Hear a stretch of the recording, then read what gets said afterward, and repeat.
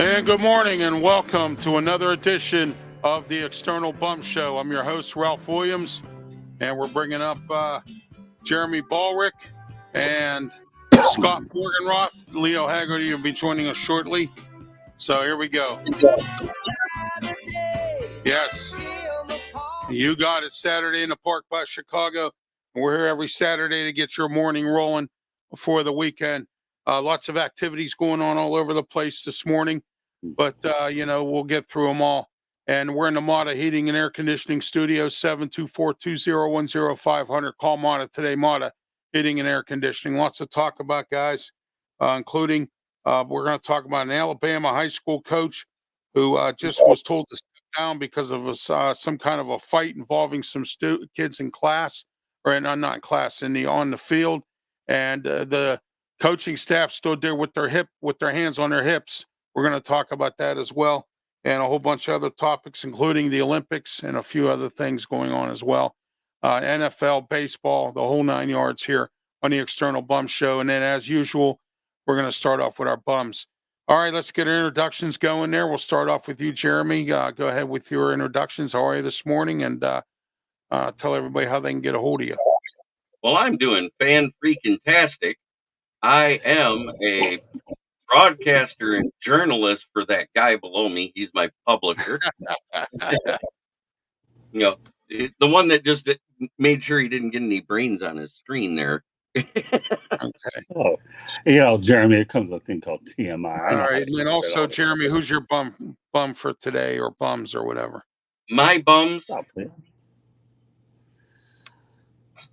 Much as I hate to say it, it has to be this whole preseason format anymore where you don't see starters. It makes for awful games to watch for the fans. They say that these games are supposed to be for the fans so they can enjoy the NFL experience. Well, you made them at most stadiums, you made them just as expensive as regular season games. And the average fan can't afford to go to a regular season game anymore because cost of living's too high. If you want to make it so it's for the average fan, start having the starters at least do a drive. Yes. And lower the price to a quarter of what it is for a regular season ticket. All right, Jeremy. Next, Scott Morganroth, your bum.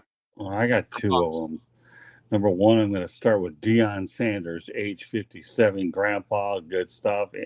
Worry about his medical problems. I can't say nothing there because I have my fair share of them anyway. So do I. Yeah, so I can't criticize him there. The clown actually has to open up against North Dakota State, which is an FCS school. He's probably going to lose. He was looking for a laydown, but they weren't giving him that. But here's the biggest issue I have with Sanders, okay? He was combative at his opening press conference because a reporter used the word bolstered his offensive line when he said improved would be better. Okay, give me a break, okay? Your kid got sacked 52 times, okay? And if he gets sacked another 50 times, they're going to probably send him to Iceland so he can go out in one of those spas out there or whatever you want to call it, or springs, to try to get cleaned up. Give me a break, Deion. Here's the thing. You're number one. You started out well, okay? And then you ended up bottoming out for 4-8. Okay, now second year, and you had a lot of people come and a lot of people go. Okay, but the reality is, Deion, you're going to have a bigger microscope on you this year. And you know what? You can sit there and hide behind all the Buffalo dollars you want. But, these tickets that you guys are selling in Colorado went up a year ago. They're expecting 6-7 wins out of you at least to see improvement. Colorado isn't like Notre Dame, Michigan, or whatever, where they can afford a contract like that. So they don't want to feel like they got it wrong with you of all people. My second bum is the NCAA. Really?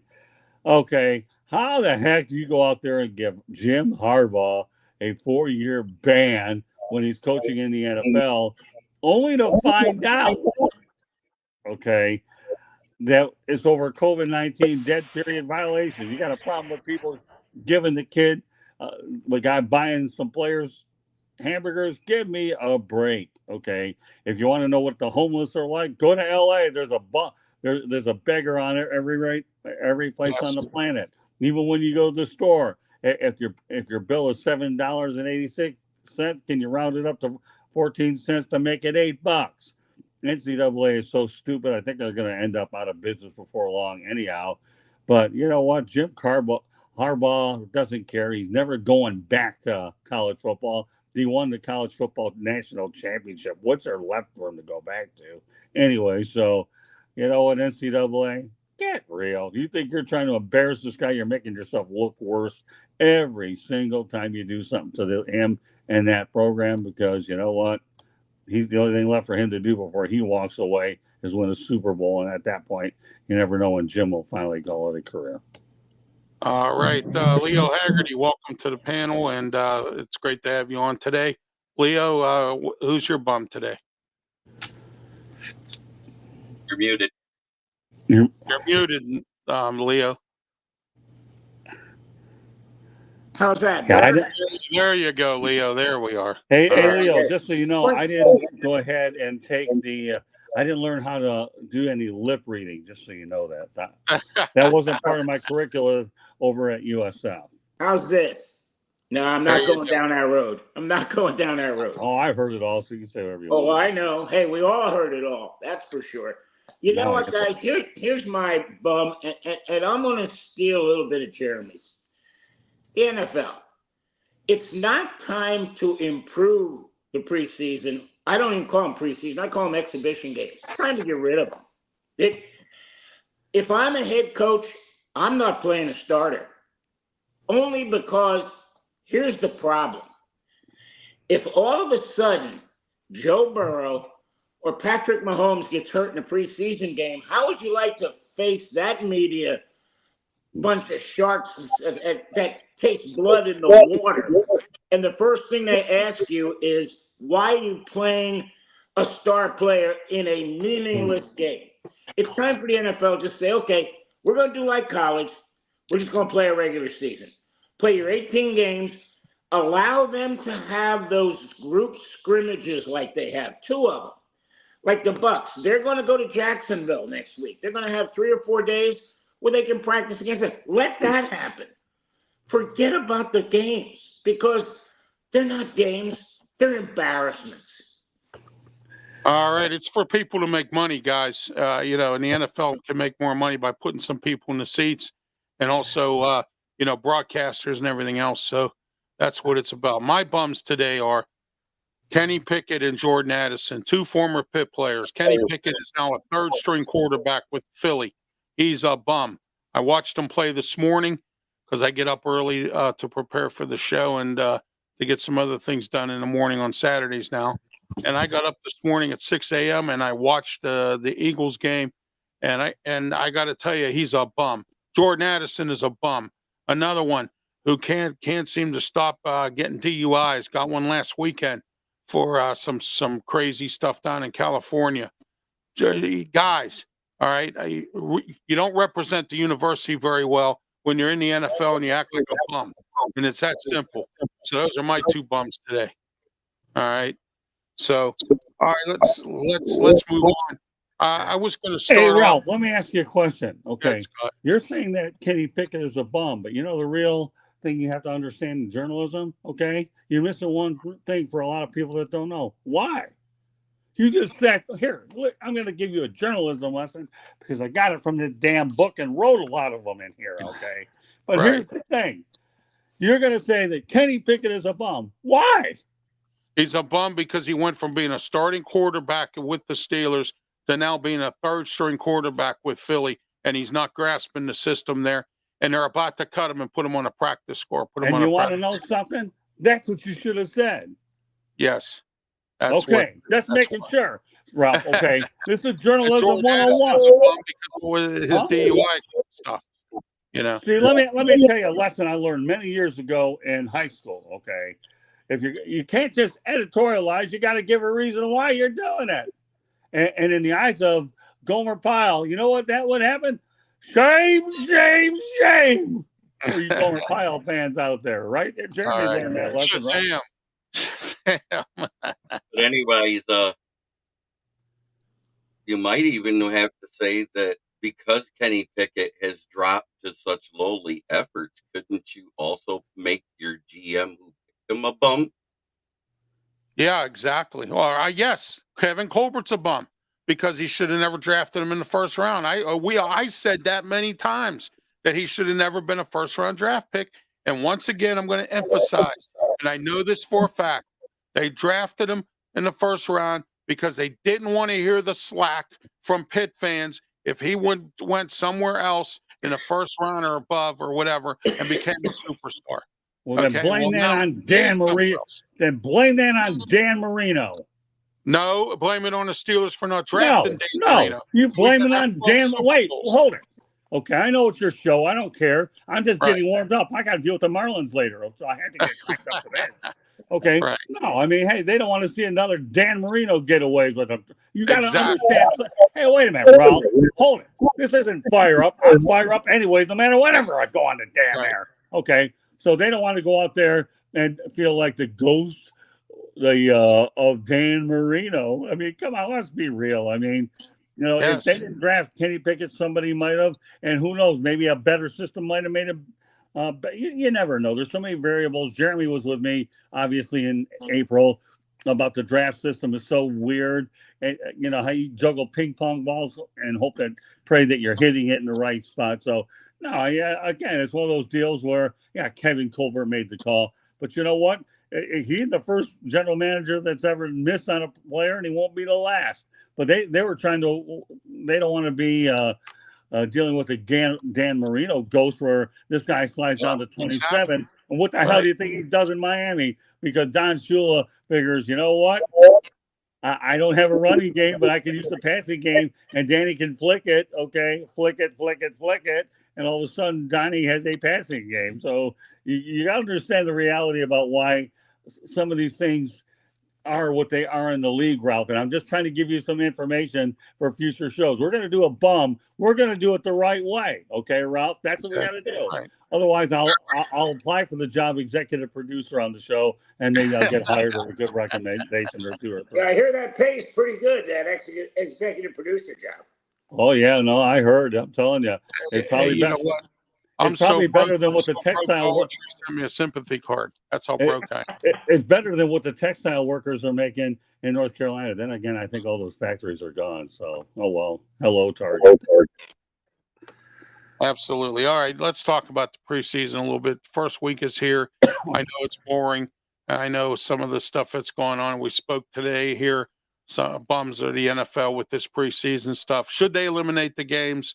Should they go into practices? They're going to downsize preseason anyway, down to 2 games coming up soon. So, we're going to get your thoughts on this. We'll start with you, Leo. Oh, absolutely. Get rid of it. And I'll tell you what, the Bucs are in between a rock and a hard place on this one. They open up Washington. I tell you what, I don't think Jaden Daniels is going to play it down of preseason. So there's going to be no film on this guy. Well, everybody's going to say, oh, he's a rookie, whatever. But I hate to go into games with not having film. And I know Todd Bowles is not going to be happy about that.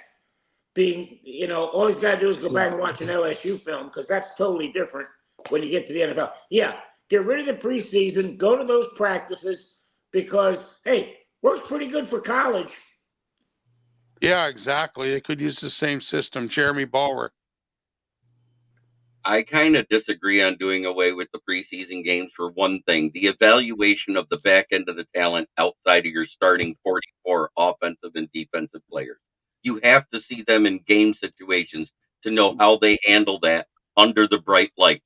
And joint practices is not enough because they don't do 2-a-days anymore. So you can't run the starters in the morning and the backups at night. So you have to have the game situation for the backups. minimum.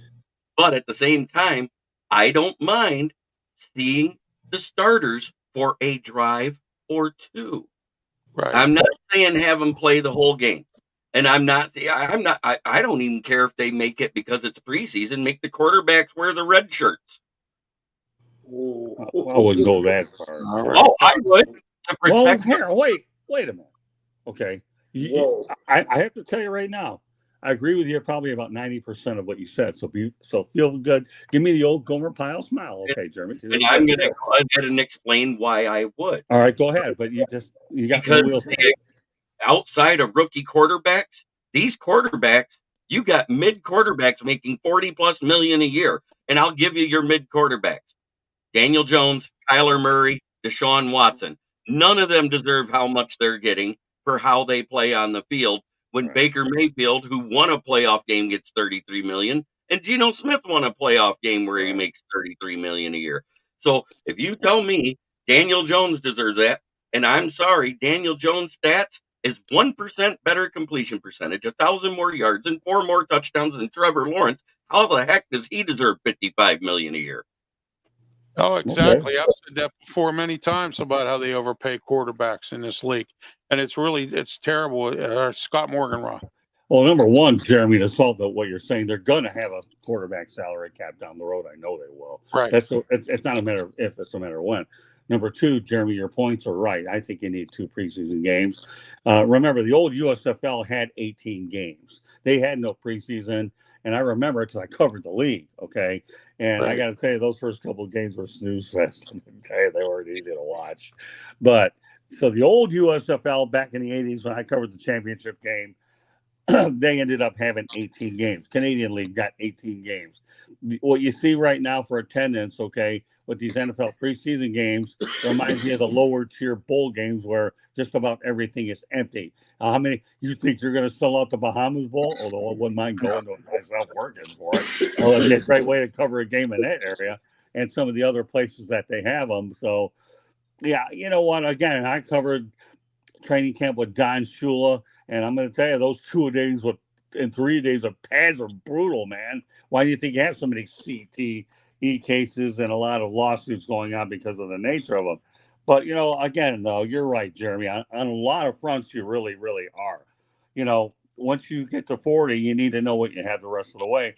And that's where you implement these other players. And, again, the undrafted free agents, in addition to the lower, day 3 guys, you know what I mean? And maybe even some of the day 2 guys, 3 through 7 is where you need to have those extra 2 preseason games. And we all know the quarterback pay scale is absurd.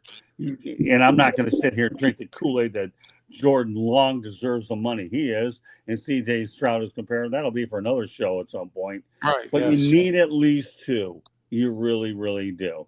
Because, as much as I like the joint practices, they're not going to cut it because you need that game action. You cannot go out there and think that you're going to go out there and win. You know what the joint practices remind me of? A simulated game for pitchers is what it is, okay? You think that you can go out there and simulate everything, but don't sit here and tell me that you're going to simulate it to a point where it's not going to make a difference, because it will.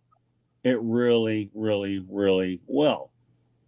All right. Preseason is here, and we'll talk more at the end of the preseason as we get ready for the regular season in the NFL. This segment was brought to you by our new sponsor, Big Dog Auto, West Mifflin, right near the Allegheny County Airport. Big Dog Auto, 412-999-0191. Call Big Dog Auto today. Tell them Ralph Williams sent you. Oil change, inspections, brakes, and a whole lot more. And guess what? They do it right, and they're nice people. So go to Big Dog Auto in West Mifflin. That number again, 412-999-0191 for more information about Big Dog Auto. All right. Orlando here. Morning, gentlemen. Never too early to talk football. No, it's not. Orlando, thank you for being part of the program today. As he's always part of the Wednesday night football roundtable. All right, guys, let's get into this, and then we're going to go into baseball a little bit here because we're going to be shuffling things around here a little bit. Alabama High School coach named Drew Gilmore and his defensive coordinator, because of a video that went viral, had to step down and resign. the high school put the or the I'm not sorry the administration, the Board of Education there at this Alabama high school put them on suspension because the video went viral of them standing there with their hands on their hips while kids were fighting and a few kids got hurt. Your thoughts, guys? Or do you think that do you think the administration was should have told them or should have fired them, or do you think the administration made the right move and then they ended up resigning on their own? We'll start with you, Scott. You know what? I like the second option better.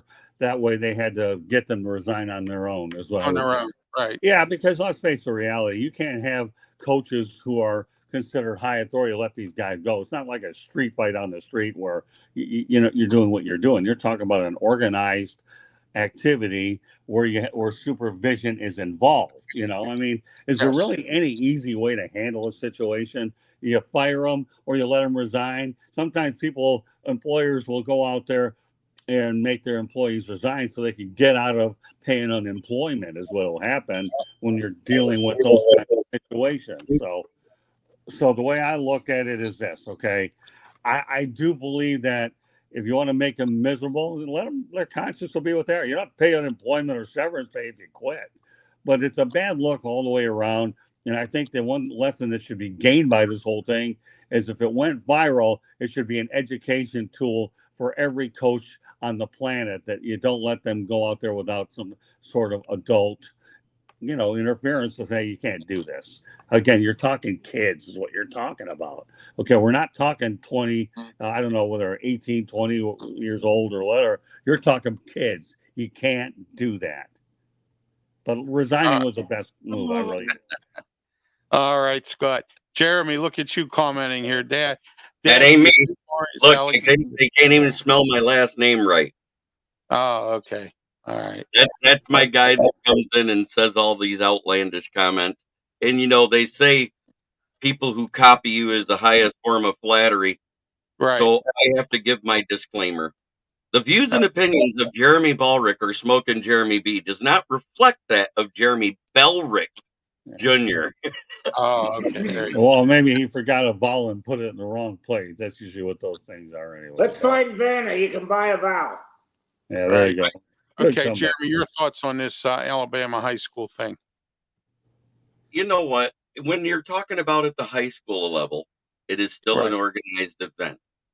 But you also have to go to what's happening in the NFL with these joint practices and these dust-ups and scrums and fights that happened all the time. And you saw what they did. They smacked the coach's hands and told the teams, okay, you got to pay $200,000. When the average single team owner ends up with about 900 million net profit after everything's said and done to $1 billion, they're like, okay. They sent a message to these high school staffers that sat there like bumps on a log instead of jumping in there. At least Dan Campbell, the GM of the Giants, tried to break stuff up for those two teams, which showed leadership. Right. They showed no leadership. Therefore, they should get whatever they get. I could care less if they got fired immediately, or if they got suspended indefinitely, or if they got fined too. Because I personally think that if any of those kids got hurt in that fight, the parents should sue those coaches. All right. Leo, you would know how to handle this. You were a school teacher. Oh, yeah. And I'll tell you what, guys, you're not going to like what I say, but I want you to let me finish on this. Go ahead. I don't know if I have enough information, but if the fight started, they can't touch anybody. That's the problem. You cannot go in and break it up because you will get sued. You can stand back and shout, stop fighting, stop fighting, stop fighting. From a standpoint of a teacher, and you're still a teacher and a coach, if there's a fight, I would jump in, and it was at my own peril. Because if I jumped in, pushed the kid, grabbed the kid, and something happened, I'd get sued. That's the way the law is now. Do I say it's right? No. Because if two kids are fighting, it's my job to break it up. But I'll tell you what, if I'm those two coaches and the fight started and they tried to break it up verbally and nothing happened and got fired, I'd find the biggest lawyer in Alabama and I'd sue the hell out of the Alabama school district they were at. Because you know what? You can't have your cake and eat it too. You can't say, oh, you can't touch a kid. You can't touch a kid. And then, oh yeah, but you got to break this up. So yeah, I'm a little bit on fire on this, but again, I don't have enough information. Right. If they tried to break it up verbally, I tell you what, I'm getting a lawyer, because what do you want me to do, guys? What do you want me to do? I can't break it up. I can't physically get involved. And here was my rule. I would always grab the winner. I would grab the winner because then if the loser took a swing at you, the both of you could kick the hell out of them. No, So that's yeah, right. because now, and I used to tell people this in class my first day. I said, please remember, I'm from Jersey. And being from Jersey, all self-defense means is just justifiable homicide. You come take a swing at me, it's so one of us is going to the hospital. That's just the way it is. All right. This segment was brought to you in part by Bon Journey. Bon Jovi Journey tribute band plays around Western Pennsylvania. They've been to the Sturgis Bike Rally. They play all over the country, North Carolina, South Carolina. Bon Journey, check them out tonight at the Winooski Winery out in Bell Vernon, Pennsylvania. Tonight, start time 7 p.m. Bon Journey. Also, this segment brought to you in part by the original Hometown Pizza, Moon Township, right on University Boulevard, 412-264-4444. Eat in, takeout, or delivery in the Moon area.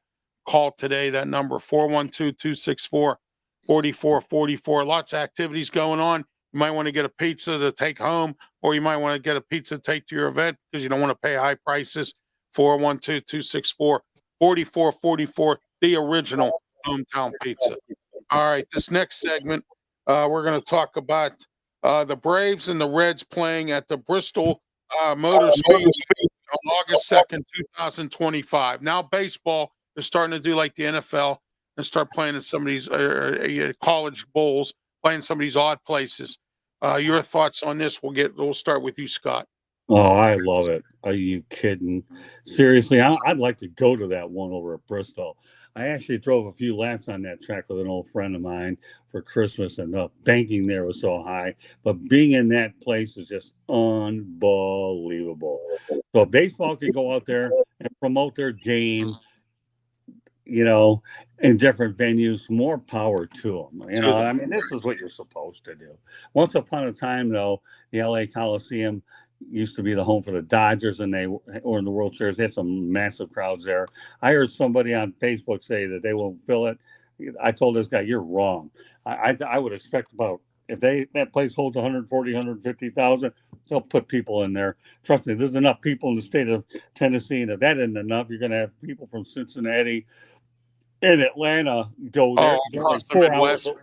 Yeah, I mean, those venues, those cities are only 4 hours away from Bristol. So I think it's a brilliant move by baseball, and I'd like to see them have 2 or 3 of those types of games a year, and hopefully we'll get another Field of Dreams game as well in the not so distant future. But what they did with the Rickwood Field commemorating the Negro Leagues, and now this, I mean, come on, I applaud baseball all the way. I really, really, really do, and I hope they put 150,000 people in it. Oh, they just might, Scott, because it's a different thing. Nobody has had this type of a game at a speedway. So you think people are really going to show up just to go to the speedway to do this. Plus, you got your race car fans. If they go to this game, I tell you what, it's really going to be filled. But here's the thing: if you've ever been in the Bristol Speedway, I've never been there. Well, I have, and I told you over Christmas and went a few laps. What I did is I paid $20 for like 4 or 5, 6 laps, where you had to drive around, see all the Christmas spirit that you had there. So you can actually put a legitimate baseball field in it. It's that big. It's not like you have to do anything out in overseas. You follow me? Where you have to fight to make it a stadium. No, you can legitimately do it. I wouldn't mind seeing them one of these days if they ever did it in Daytona. But I think Bristol's ideal for what they're, because it's more of a Coliseum stadium type of a place where a lot of your venues with auto racing are not anything like this. This is just unbelievable. And you will get a good crowd there too. Oh yeah, absolutely. I agree with you 100% on that. Pretty cool. Yes, says Orlando.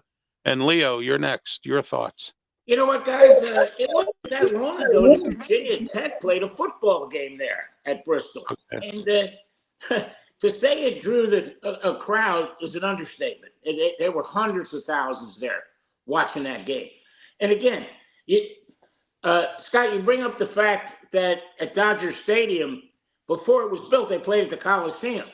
Left field was 250 feet away with an 80-foot fence up there. Frank Howard was going nuts. He just hitting pop-ups over that fence. So, yeah, you look at Field of Dreams, where this first started. Now they're going to the Negro Leagues. I like the idea of doing this, going around. I would love to see, and I think the Phillies played one out at Williamsport. So, yeah, we're starting to see this. I'd love to see them go to some college campuses or go to some minor league parks and play a major league game there.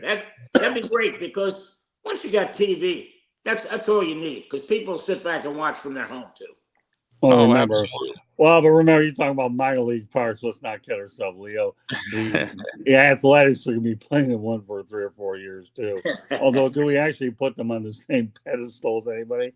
But they are. They figure they can get 15,000 over at Souter Stadium, over the Oakland Coliseum. But no, you're right. I mean, I don't know how many minor league parks you could really put them in, but it's not like there hasn't been precedent as well. So I agree with you all the way, Leo. All right, Jeremy Ballrick. I think it's awesome. And there's like about there's 10, 12 small tracks where they could really do that with. And it still seats more than the average Major League Baseball stadium. So therefore, when you talk about how the average fans traveled for teams when they go on the road, when they're a good team, imagine being able to add another sports fan base to it. Right. Because that's what you're going to get. And you could also make custom NASCAR styles jerseys to sell too. Right. For each team. And that's going to appeal not only to the team fans, that's going to appeal to the racing fans. I mean, there's all sorts of marketing venues you could go with this to make more money. And that's what all these sports are about. You could actually lower that price to one third less than the regular Major League Baseball team and make more due to the increase. Still make money. Right. Yeah. Because you'll get more fans because people won't have to pay that much money. So, Right. I mean, and plus the little guy gets to take a look at something like that. You know what I mean? Well, Jeremy, you make a great point. The one thing we can't lose sight of with your point, though, Jeremy, is this. They're making a one-game event and then moving the other two series away. So it's when you have a one event, you know what I'm saying? But then obviously the numbers can be high. I like what Orlando says about fan venue crossing with the outdoor game with Michigan State. But Orlando, let me add to that, okay? Let's talk about the Detroit Red Wings and the Toronto Maple Leafs at Michigan Stadium. I think when you talk about what they did there for record crowds, it's unbelievable. But the reality of the situation is, a lot of these games that we're seeing, these special events is what we call them, right? Right. You're going to have one game over at that special place. Remember, they did it over in Fayetteville too. Yes. North Carolina. I think they changed it, the name of it, where they had a game there was on July 4th or whatever it was. So they're starting to go to all these different places, even dating back that far. But you have a one game. You got to show up to it. And yeah, Leo, I remember what you said about they had 4 outfielders over at the LA Coliseum, as I remember. And the infield was really strange. But you have one event, then they go back to the respective home. And there you go, Jeremy. And the fact that you were smart enough to go ahead and mention that NASCAR's not stupid. They're going to sell their merchandise in MLB. And there's nothing wrong with all these leagues partnering up with each other to help both bottom lines instead of just one. All right. Dale says, good morning. Good morning, Dale. And then Orlando says, like the European games for the NFL, big events there.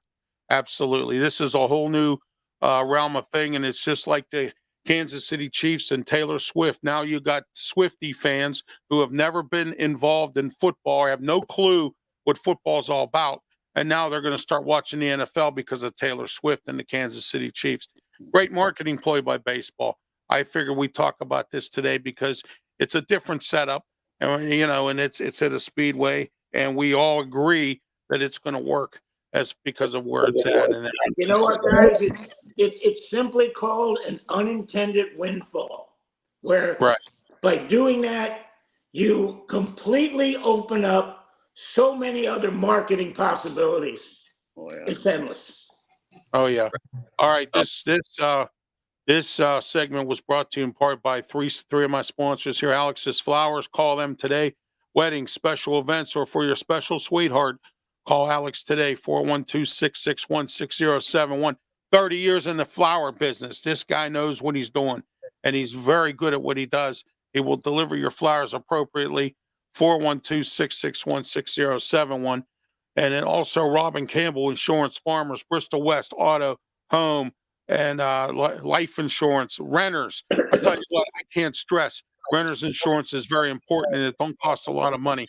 So make sure you get it, because if you live in a building and your landlord tells you that oh, I got you covered, don't believe it.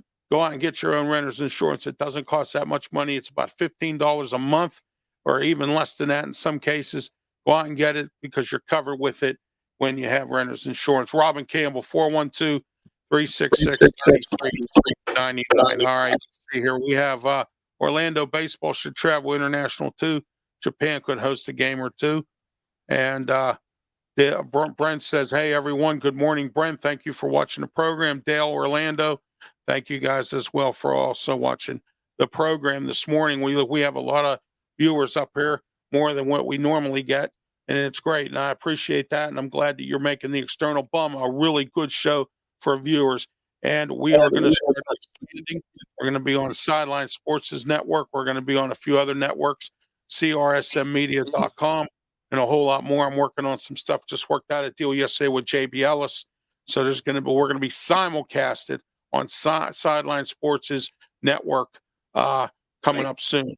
So I just want to let everyone know, RW Media, External Bum Show, Sports Corner is expanding, and we're expanding big time.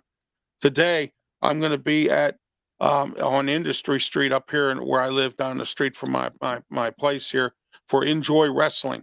They're going to be there starting at 4:00 bell time.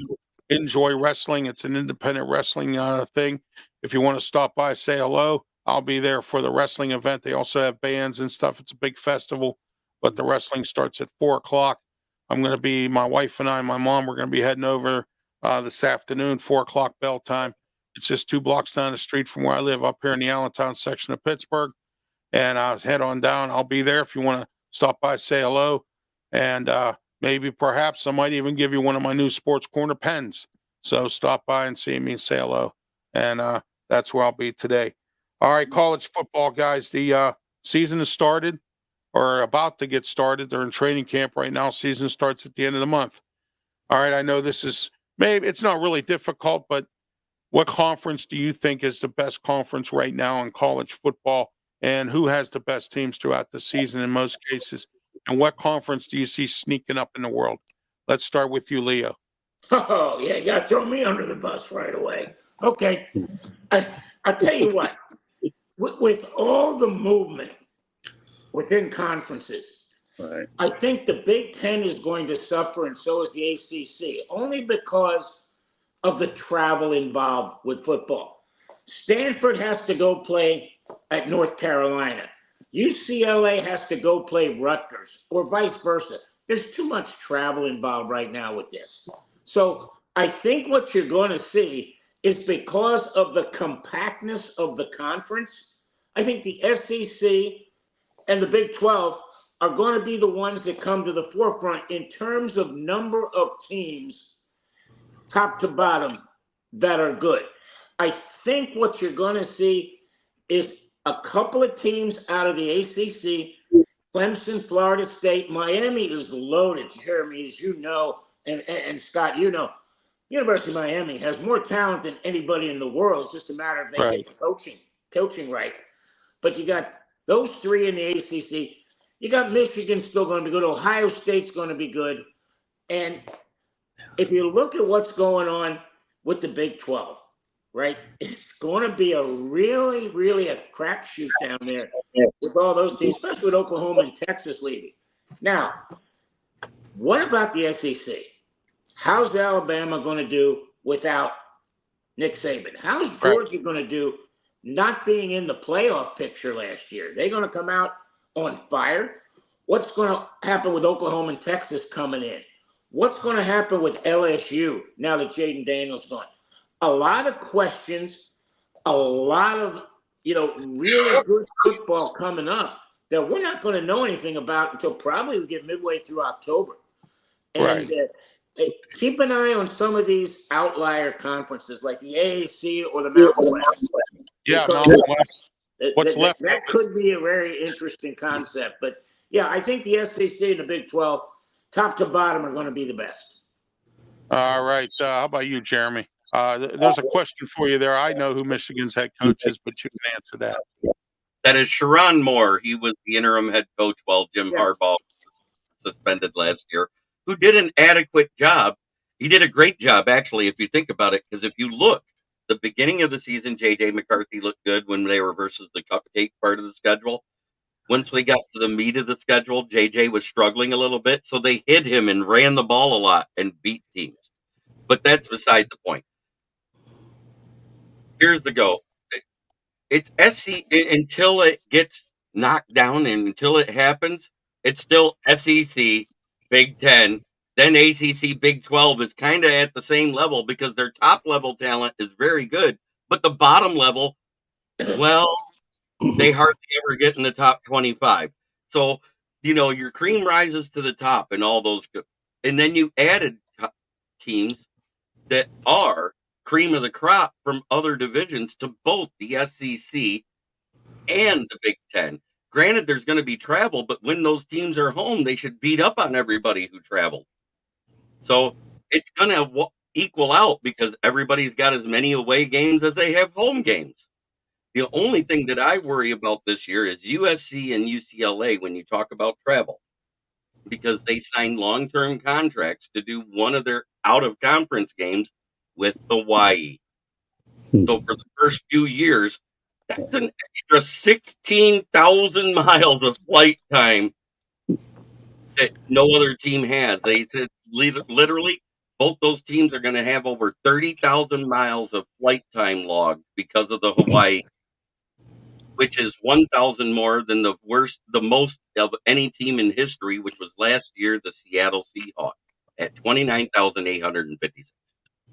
Wow. Well, you know what, Jeremy? Our teams here, one of our teams here, Duquesne and Robert Morris, both went to the West Coast. Duquesne went to Hawaii, and they played Hawaii every year for a while, and then this year they took them off the schedule. And last year, Robert Morris played Air Force. So I mean, we got they're smaller schools, but they're logging in a lot of miles to go places too. And don't forget the ACC added Stanford and Cal U, who have to do all that, and SMU. SMU's not so bad; they're just in Texas. But Stanford and Cal U and all that down there, that's traveling back and forth and everything is going to be pretty much a little bit of a mess. But we'll see where that goes. Scott, your thoughts this year? All right. Well, number one, I don't know about the Hawaii one. Good for you, Jeremy, bringing that up. I mean, it's important. I don't know how much of an impact it's going to have totally on those schools, but it's always good to know. I mean, let's face the reality. Hawaii to take on Southern California schools, I think it's good for the whole West Coast Pacific anyways.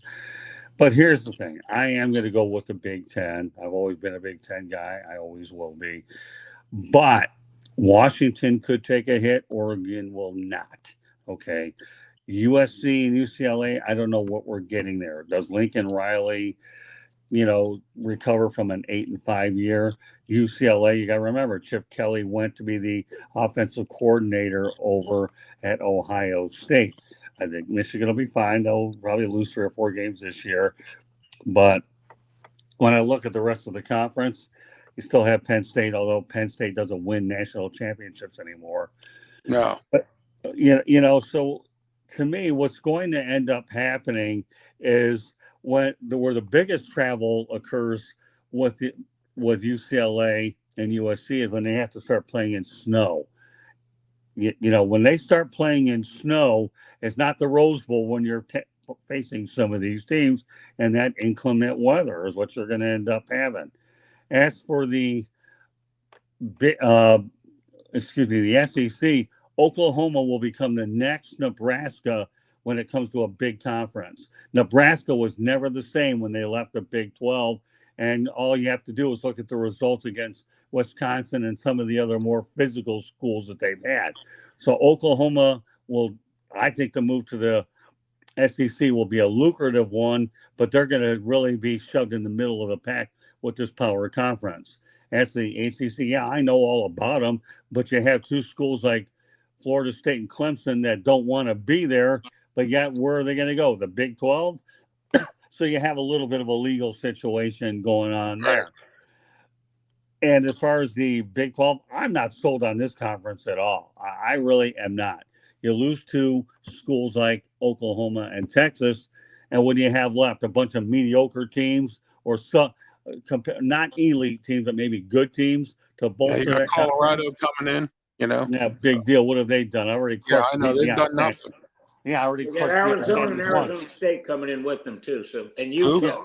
Right, So- exactly. So you Utah, got yeah. Arizona, right? Precisely my point. You got Arizona, Arizona State, and who are the other ones I just mentioned? You got Utah. Colorado. Utah. Yeah, Utah. Well, Utah will be better. I can see them probably dominating that conference. Brigham Young hasn't been the same for a while. I don't know what to think of them. So if I had to grade the conferences in order, I would certainly give the Big Ten and number one. I could go, even though Alabama, there's a variable without Nick Saban. Kalen DeBoer has been a proven winner everywhere he's gone.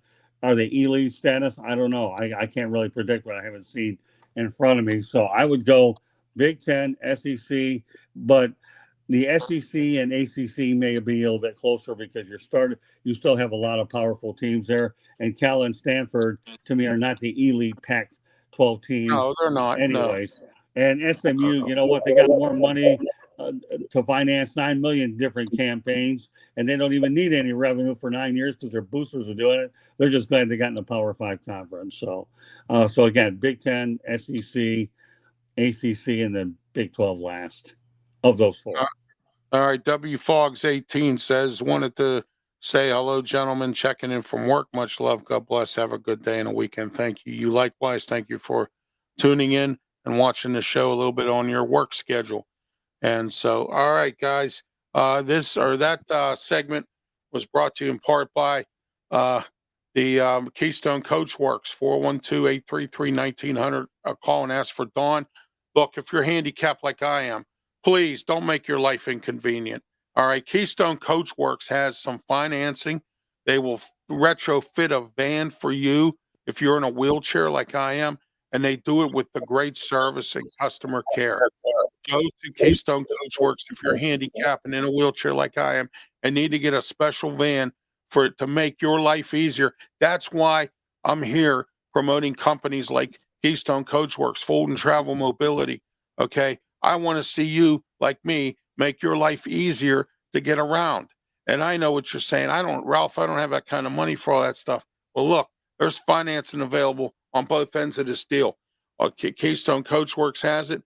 And if you need a folding power wheelchair and you can't afford to go get a van, and you have a car, a regular vehicle, and you want to go somewhere, but you want to use a power chair, excuse me, call Fulton Travel Mobility, 1-877-GOT-FOLD or FultonTravelMobility.com. Both of them will take very good care of you, and tell them Ralph Williams sent you.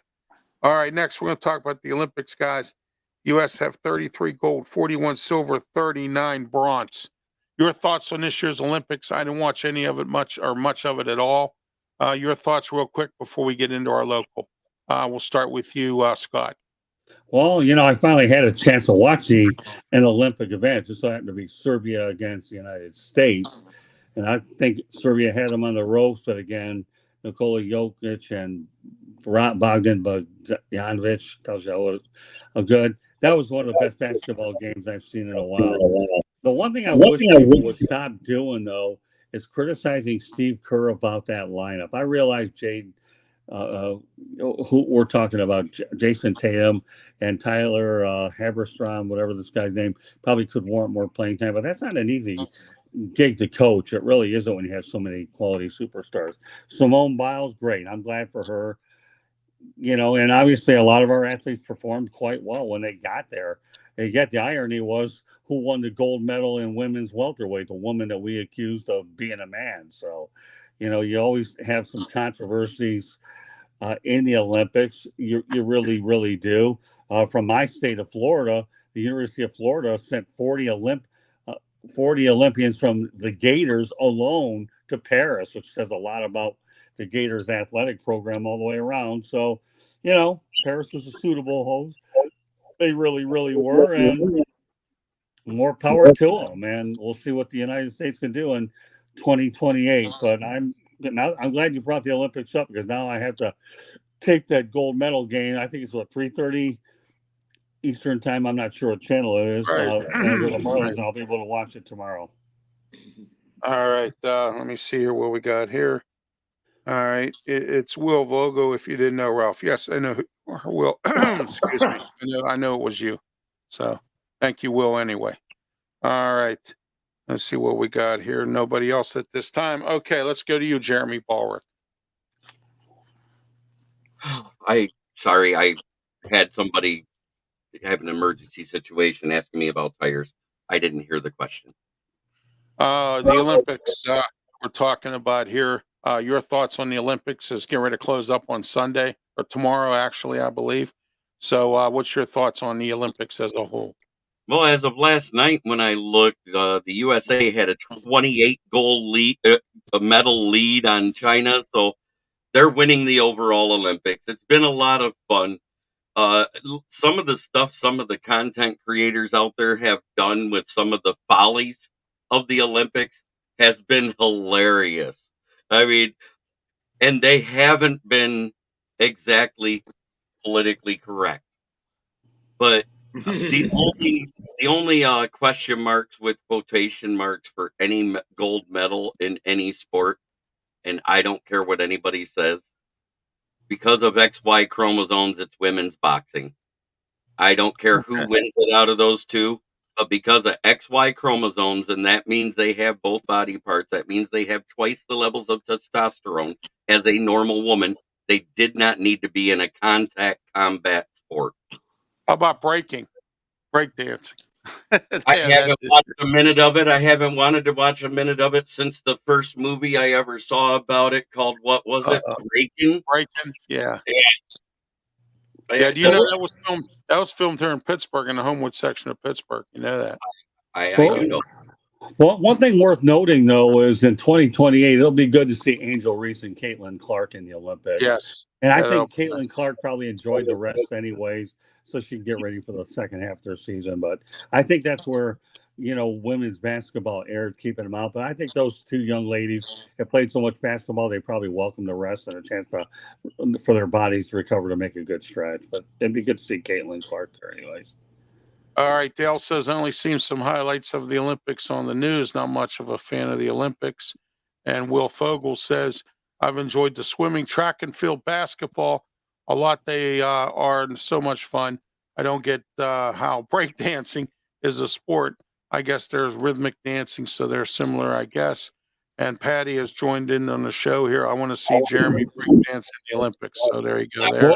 Well, you know what? I got to add something to this, okay? Thanks for bringing it up, Will. I went off on JB Ellis on Wednesday night on the Sports Exchange about breakdancing, and I said, you know what? And I really lost it badly. Thanks for bringing it up, Will. Okay, I said, you know what? You're going to put that in there. Put auto racing in the darn Olympics. Yeah, there you go. I don't care. I want auto racing there. And there you go.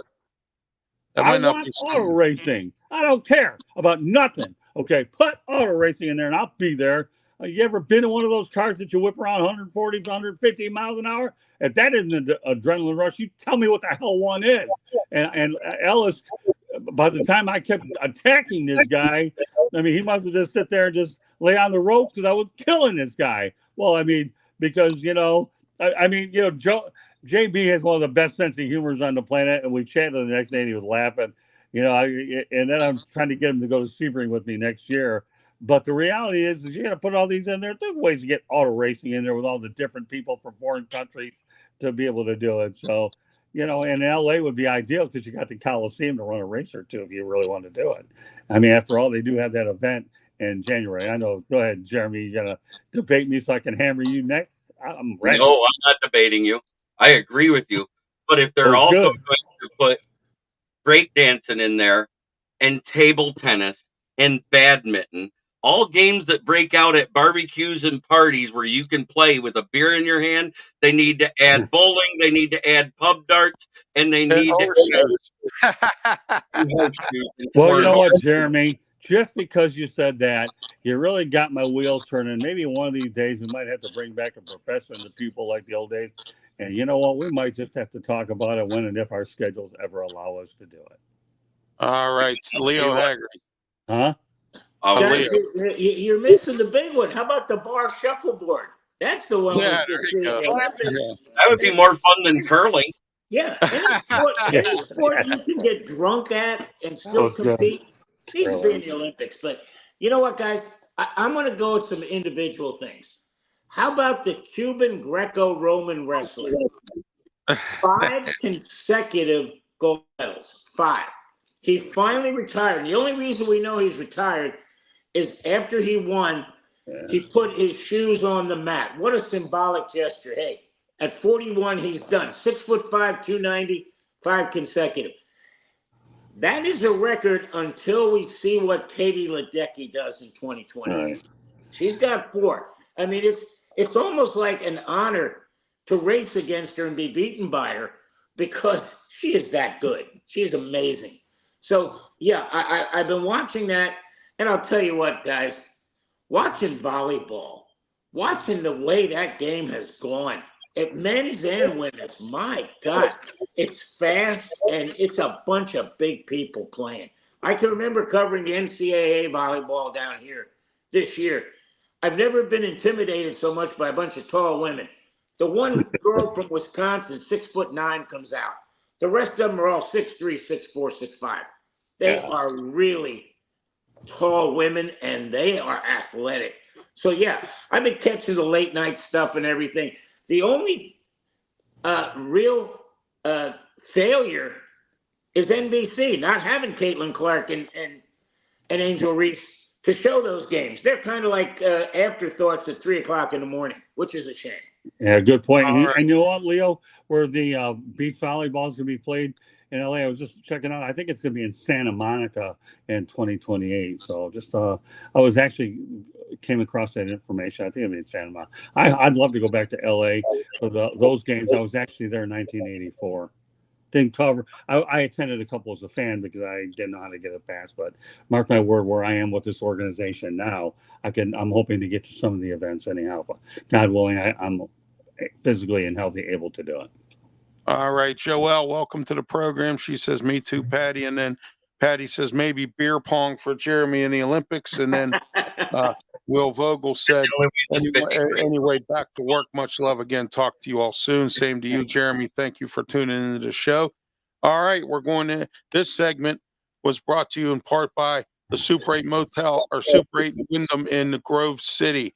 Look, if you're going to Grove City outlets, which people come from all over the world to go there in Grove City, Pennsylvania, stay at the Super 8. Check out on Google, punch up Super 8 Grove City. Check them out today, and then get in touch with them today and book a room. Very inexpensive, free continental breakfast. Very nice people. Hospitality is very nice. Clean rooms. I can't say any more about it.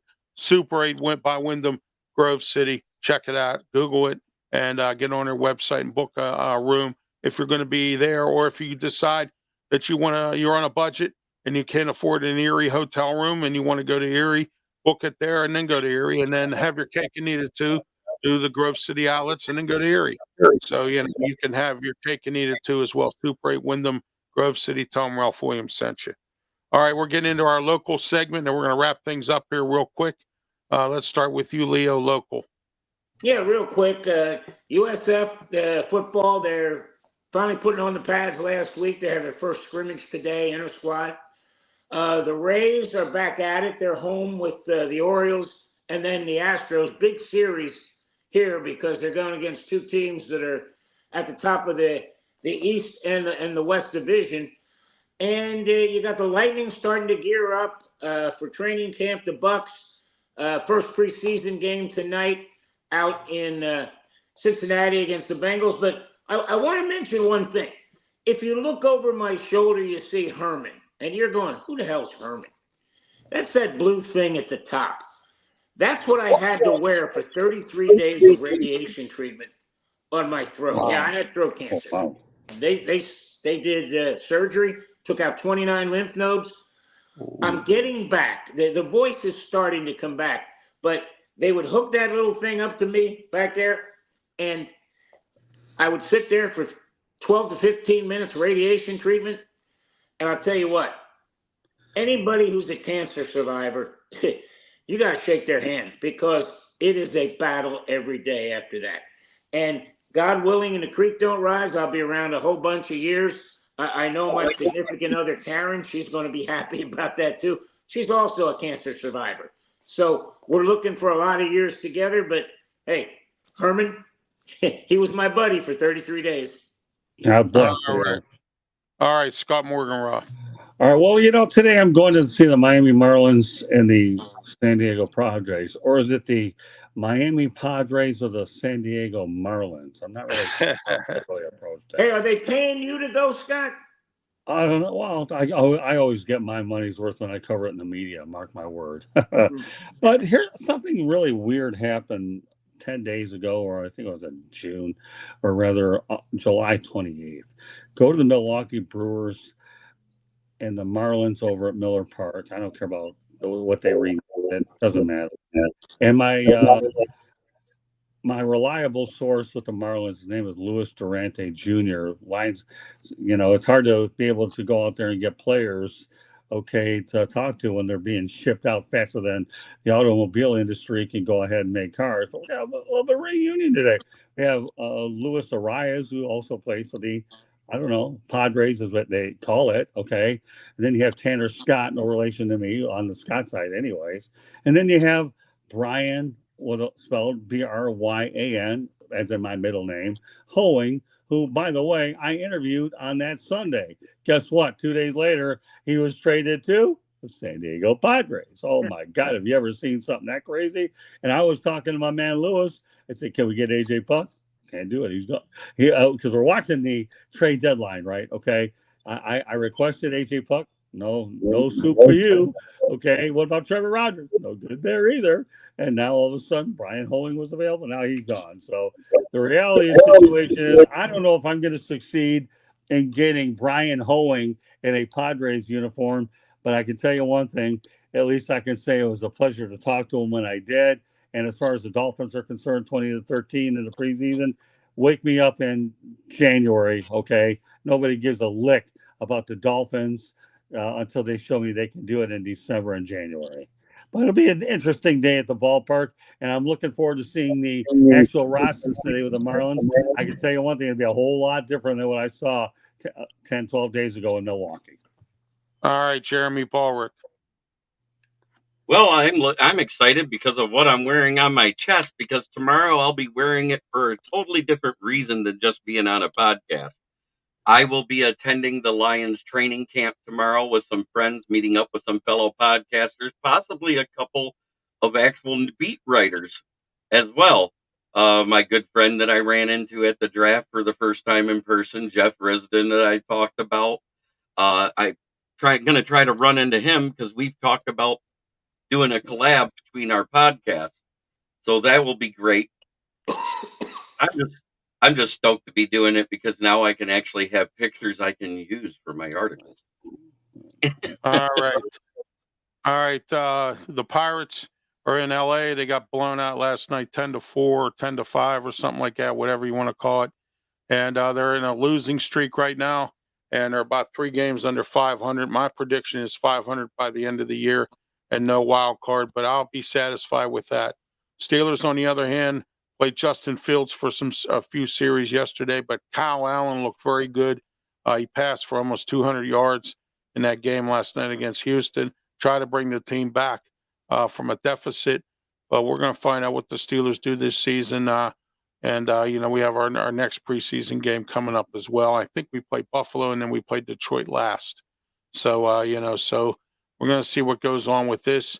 But the preseason is here, and we'll see what the Steelers do there as well. So And then hockey's getting ready to, training camp's getting ready to start up. Evgeny Malkin has announced, if no one knows, that he is this is going to be his last contract, because he wants to save some money for the team so they can sign Sidney Crosby and a few other young players who are coming up through the system.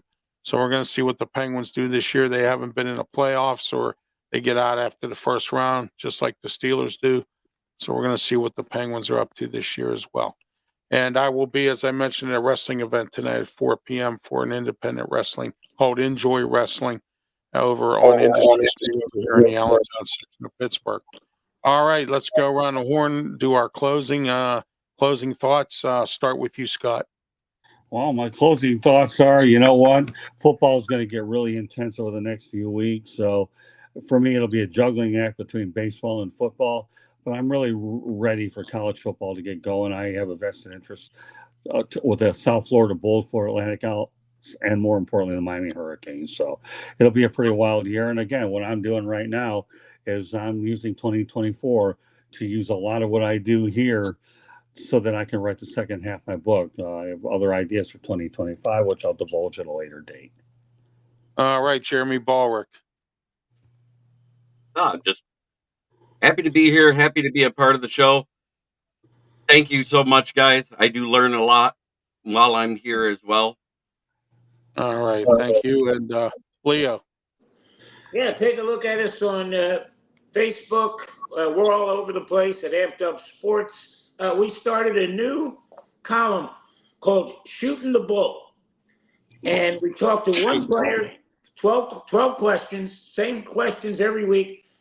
Get a little human side of the football players. We had Mike Lofton on for the initial one. We're going to get probably Byron Brown and then Jalen Schuler on for the next two, because all of a sudden the guys are going, hey, this is pretty good. So we'll see what happens. But again, it's a pleasure to be on with the three of you. And hopefully, God willing, and the creek don't rise. And the creek has risen up here in Sarasota, especially lately.